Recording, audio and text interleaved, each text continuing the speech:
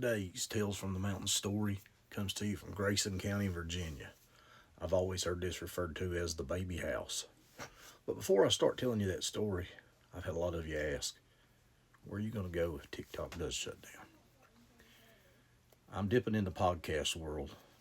I'm getting ready to release my first podcast this week. Tales from the Mountains, of course, will be the name of the channel. And I also have a YouTube channel now, Tales from the Mountains, where I'm going to be telling these stories. I'm also going to do some missing person stuff. So if you don't mind, jump over there and subscribe and check those out as well. In the beautiful hills of Grayson County, Virginia, there once sat this cabin many decades ago that was known as the baby house. It's said that the farmer and his wife that lived there had several kids, and they were all girls, all daughters. When they hit the childbearing age, they started bearing children like crazy. But it said none of them were wed, and they all still lived at home.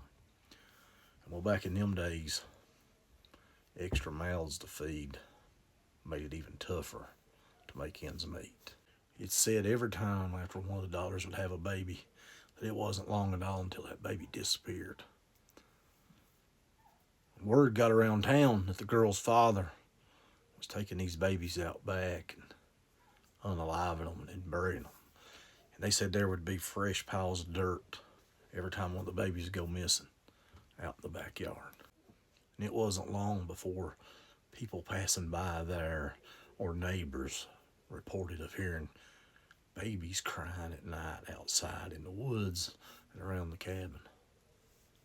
And it's said that it's the spirits of the babies that went missing / unalived. Now that cabin has been emptied out and tore down for a couple decades now. But it's said you can still hear those babies crying at night. Have you ever heard this story? If so, leave me a comment. I'd love to hear about it. And don't forget to follow me for more Tales from the Mountains.